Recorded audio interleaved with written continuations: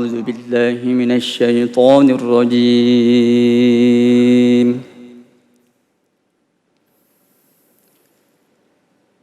بسم الله الرحمن الرحيم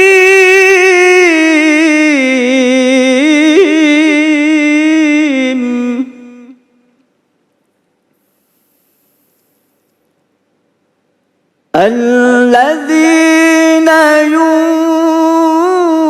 ينفقون في السراء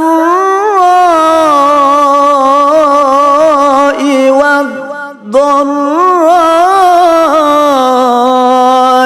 والكاظمين الغيظ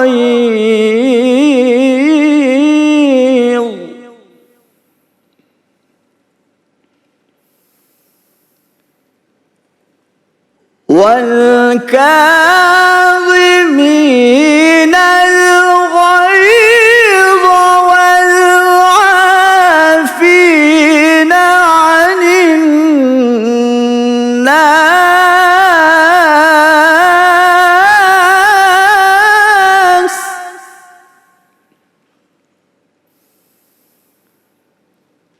والله يحب المحسنين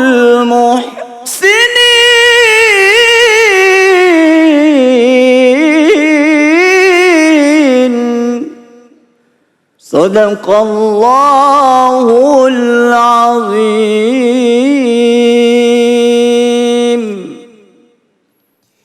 Bismillahirrahmanirrahim. Allahumma salli ala sayyidina Muhammad wa ala ali sayyidina Muhammad. Assalamualaikum warahmatullahi wabarakatuh.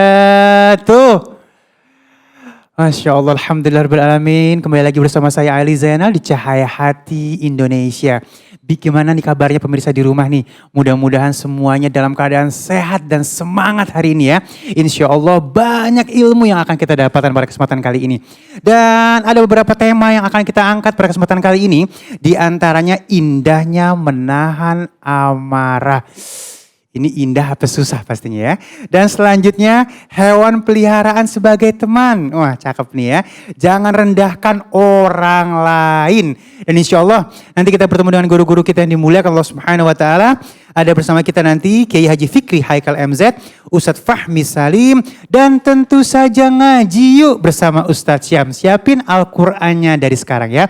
Dan langsung aja kita akan membahas tema kita yang pertama yaitu indahnya menahan amarah bersama guru kita Al-Ustadz Kiai Haji Fikri Haikal MZ. Assalamualaikum Kiai. Waalaikumsalam warahmatullahi wabarakatuh. Di sini kalimatnya indahnya menahan amarah.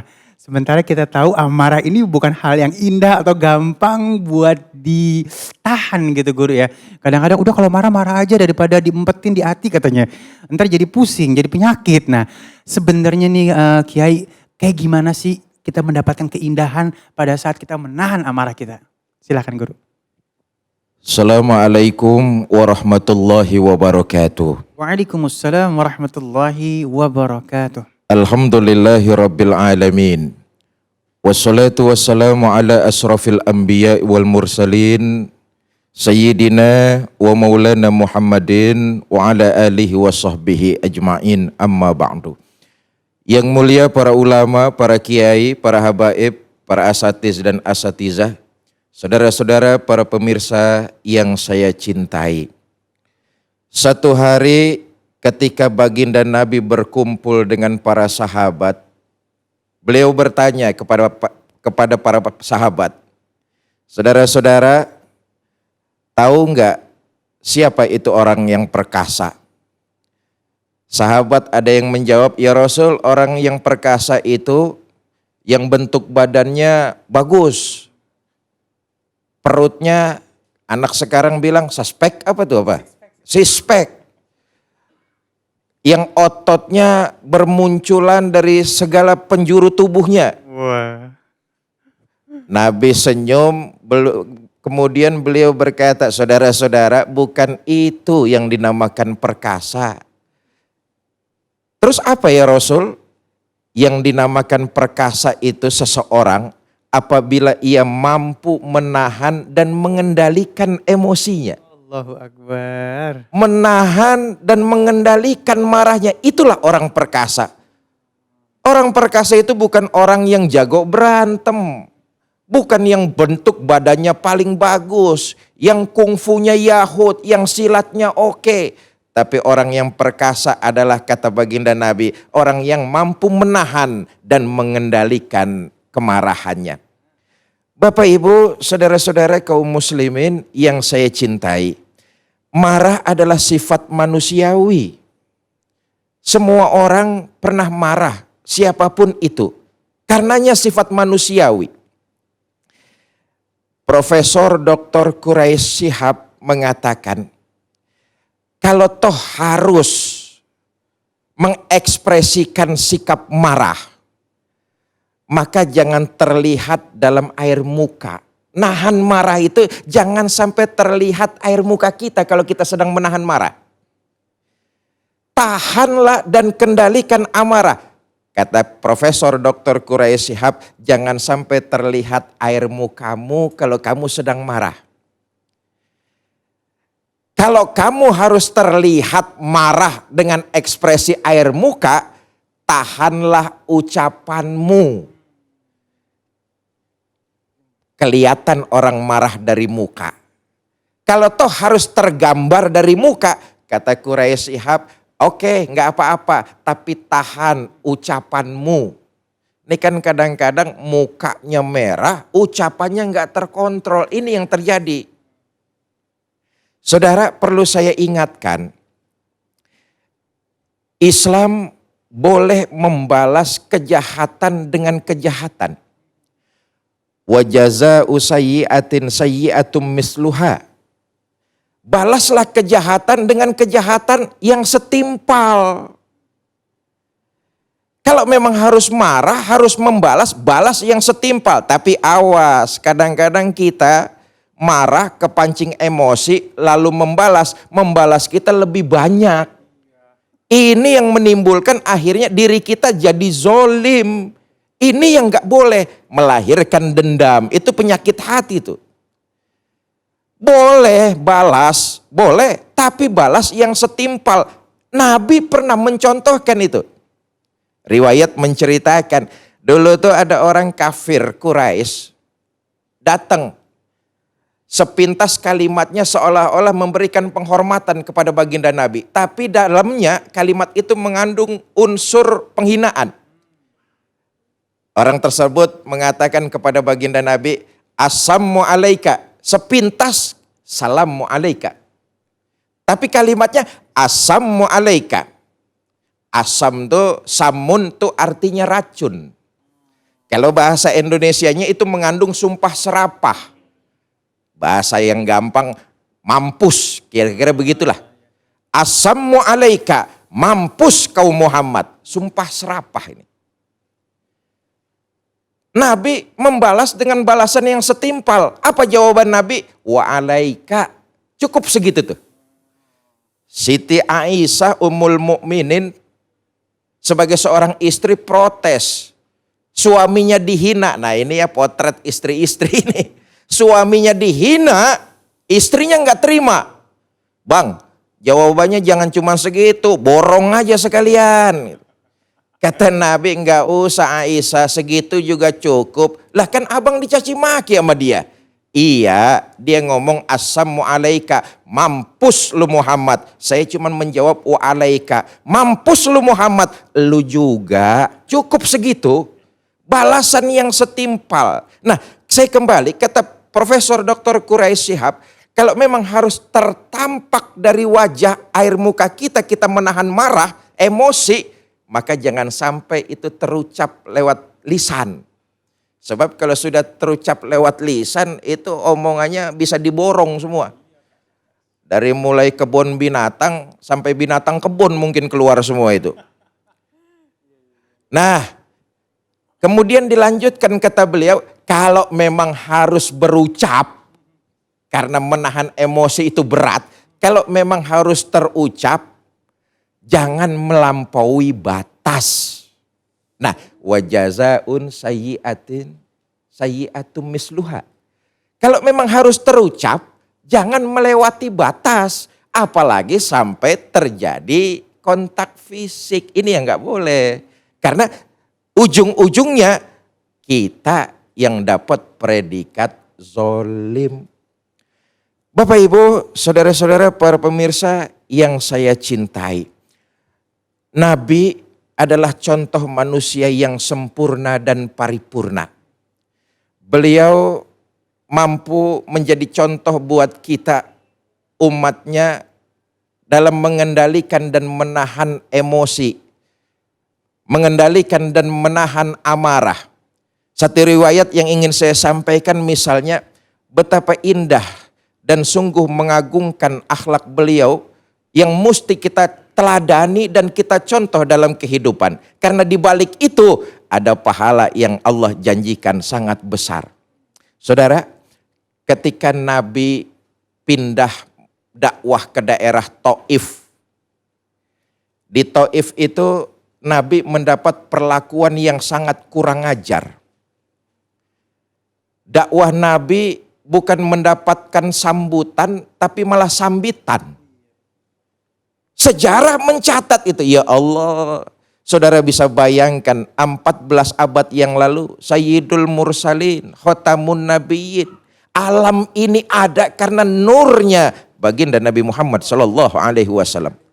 Pemimpinnya para nabi, penghulunya para nabi ngajak orang untuk benar, ajakannya malah disambut dengan sambitan. Dilontari batu baginda Nabi itu. Bahkan sejarah menceritakan kaki mulia beliau bercucuran darah. Keluar darah dari kakinya yang mulia. Sebagai seorang manusiawi pedih, perih. Ditahan itu. Bahkan riwayat kemudian melanjutkan. Turun malaikat Jibril nawarin bantuan. Muhammad, kalau tadi orang yang nyiksa kamu, yang nyakitin kamu, yang lontarin kamu, yang nyambitin kamu, kalau kamu mau sekarang mereka mendapat balasannya, saya angkat gunung-gunung di Mekah, saya timpakan kepada mereka biar mati semua. Kesabaran baginda Nabi inilah yang sangat luar biasa. Apa kata Nabi? Inilah indahnya. Nabi mencontohkan, menjadikan teladan buat kita untuk mengikuti sesuai kadar dan kemampuan kita. Nabi diperlakukan tidak senonoh, malah didoakan. Begitu sangat sabar, tidak marah, tapi ramah, malah mendoakan. Allahumma hadi qaumin fa innahum la ya'lamun. Ya Allah, berikan mereka hidayah karena sesungguhnya mereka tidak tahu. Inilah cara menahan sabar.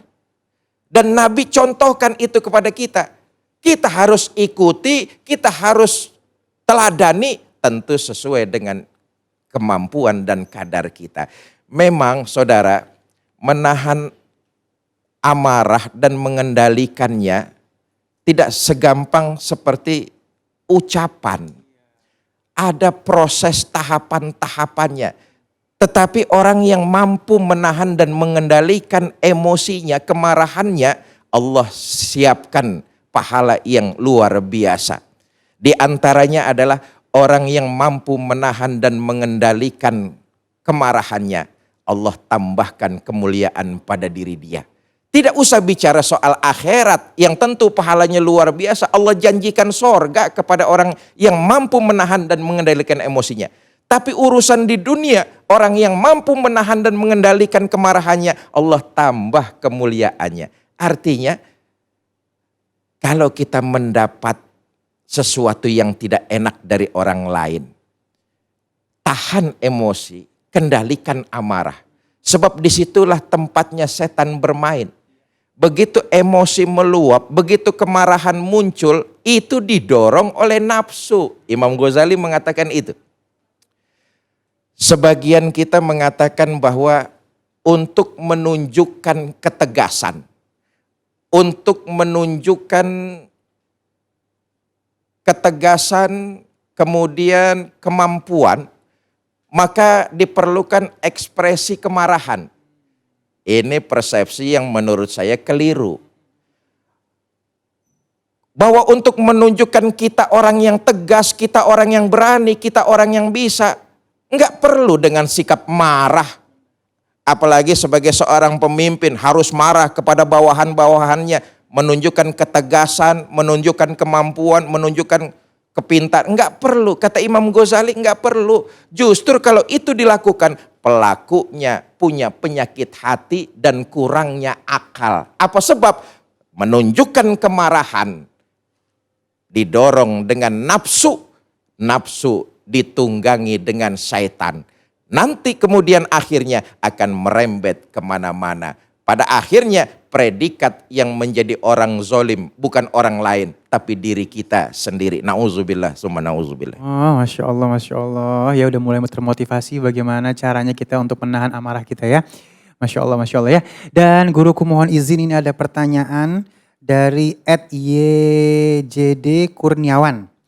Benar nggak sih kalau kita marah itu tidak boleh dari 3 hari? Oh ya, marahan ya. Misalnya marahan sama si fulan atau si fulan itu nggak boleh lebih dari 3 hari. Benar nggak tuh guru? Benar. Marah itu jangan sampai lebih dari 3 hari. Terlepas dari siapa yang salah, siapa yang benar.